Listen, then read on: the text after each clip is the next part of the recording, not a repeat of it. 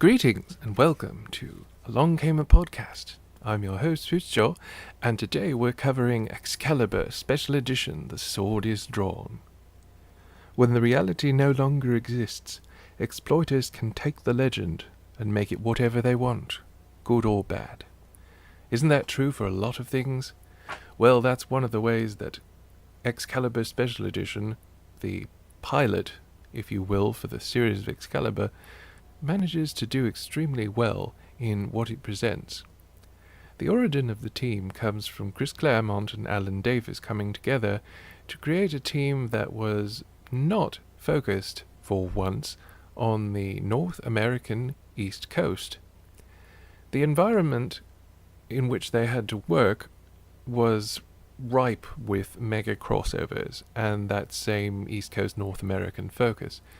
It seemed like all the comic companies had decided to focus on these events, these things like Inferno, Fall of the Mutants, Crisis on Infinite Earths, all these crossovers that may or may not have made all that much sense. In the aftermath of one of these crossovers, called Fall of the Mutants, Excalibur found their origins. And it's a good origin. It brings the characters together well, and while they have solid chemistry and the characters are very three-dimensional, it's still rocky. They're not perfect. They're not perfectly friends either. They don't understand each other very well. Some have issues that the others completely do not get.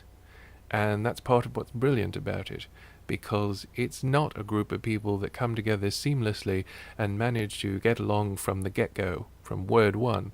No, these are characters that come from very different circumstances, and while some of them are even familiar with each other, even they don't get along perfectly all the time. The great thing about this is that Excalibur avoids the soap opera antics that so many of the titles had devolved into at that time, both superhero and most especially the X-Men titles. The characters come together without handily resolving everything, especially their own differences between each other. Things like Megan's otherworldliness and amnesia, Captain Britain's tendency to drink when he doesn't want to deal with a problem, Kurt's obsession with pushing himself, Kitty's self-blame and anguish, and Phoenix's hot-tempered impulsiveness. All of these things prove to be sticking points between the members of the team. It also teaches about the characters without being patently obvious. You have Captain Britain, who we find out some details about his past, such as his sister Elizabeth, who would be familiar to any readers of X-Men as Psylocke. We also understand that he has faced death before, and unlike a lot of these characters who die and then come back and shrug it off, Captain Britain is not that type of person. Brian Braddock, his civilian name, is deeply scarred by his experiences having died and been brought back to life. This is something that leads to his inability to deal with death, and also his drinking to deal with things that he just can't face. Megan, Captain Britain's partner in more ways than one, has issues to deal with herself. She's struggling with amnesia, and because of this, she finds it difficult to determine what her identity really is. She wants to find out who and what she really is, but even though she's gone into investigating her past, it hasn't really produced enough for her to determine that. So she is very much a kind of person living in the here and now, in the moment, and she still doesn't quite understand human culture.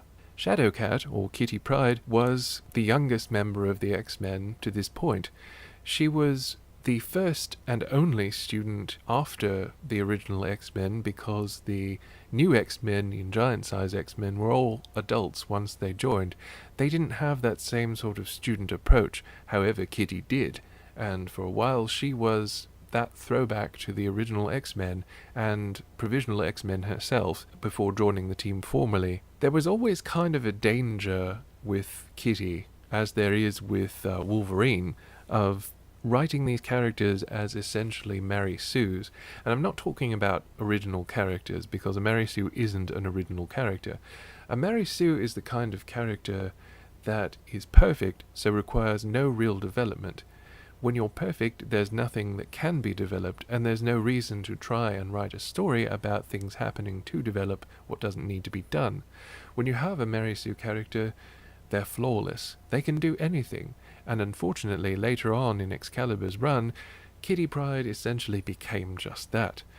She tended toward that in some of the cases before now, but it really hit all-time low later on in the run of Excalibur. But what we're focusing on is the pilot, and that really did a good job of presenting her. Claremont and Davis tended to do a good job presenting Kitty as knowledgeable, but not unrealistically so. Strong, but not ridiculously so.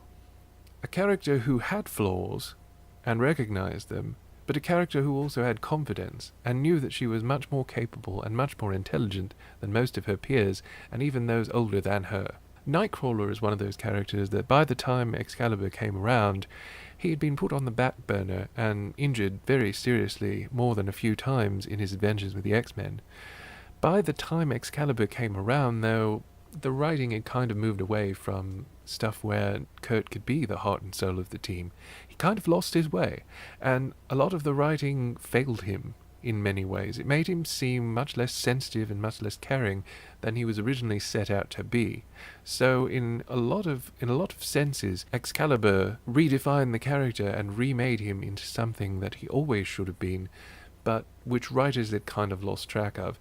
The Uncanny X-Men, which was the only other main X-Men book at the time, had become more of a dark and violent tone, and some of the characters had lost their way, like Kurt, like Storm, who had become increasingly more violent, like Wolverine, who had become a one-note stereotypical badass instead of being an actual three-dimensional character, as he was earlier on the book, such as during the Proteus attack and the Moses Magnum affair in Japan and so forth. Nightcrawler was one of those characters who had a lot of problems being in a leadership role despite having the abilities to be a leader, and a lot of these were inside himself, inside him dealing with his own perceived failings and real failings and holding himself to far too high a standard, as we see in the pilot. Phoenix is a character who had a brief stint on the X-Men and was the first proper character to come back, body and mind, from the dystopian future where Sentinels destroyed everything. Rachel joined the X-Men, and her time with them was marked by a lot of conflict, especially since she was so impulsive about where she had come from. She was desperate to avoid it at all costs. This proved to be kind of a stumbling point in her relationships, especially with her father, Scott Summers, who was at the time seeing Madeline Pryor, believing Jean Grey to be gone and lost forever.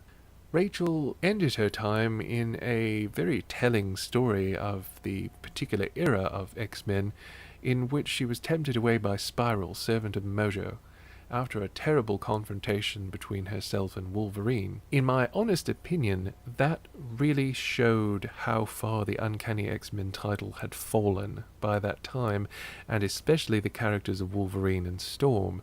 And Kitty herself, at one point, commented on this and reflected on it. She was not happy to see where the team was going, and several readers at the time weren't either. They tended to be much less like they used to be, and more like action film stars, using violence for violence's own sake rather than actually thinking their actions through. It had also more or less started to devolve into the previously mentioned soap opera Antics, which many readers felt like there should have been a balance between interpersonal drama and angst and actual fighting the bad guys. TechNet and Gatecrasher were characters that appeared in Captain Britain's own magazine several times before now, as was the Omniversal Magistrix Saturnine, who had issued forth her edict that Phoenix should be brought to her. Well, once Phoenix escaped from Mojo World, TechNet was after all of the members that would be Excalibur, because they were fighting against TechNet or for Phoenix, or both. TechNet were acting as a team, Excalibur were not, because up to that point they weren't a team. But those same rocky yet solid chemistry relationships came together to form something that was really beautiful and show them coming together as a team, which is a way that it really triumphs, a way that it really becomes something so very excellent, something so very timeless and filled with quality and excellence that it bears looking back on. The artwork is superb, of course. all very solid, and the colouring is stunning.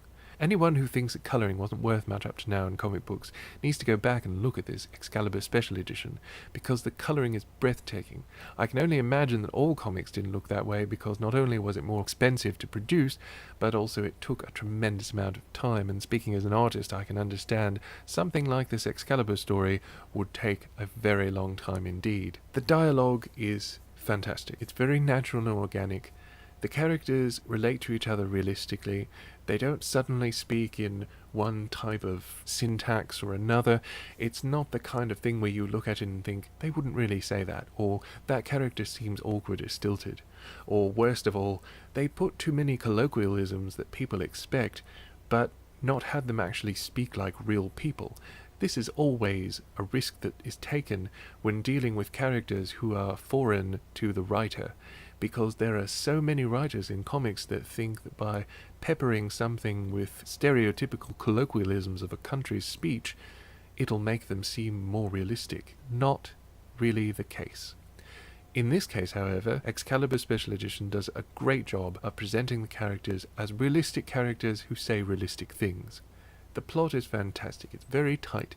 It's something you can read, and it stands alone very well.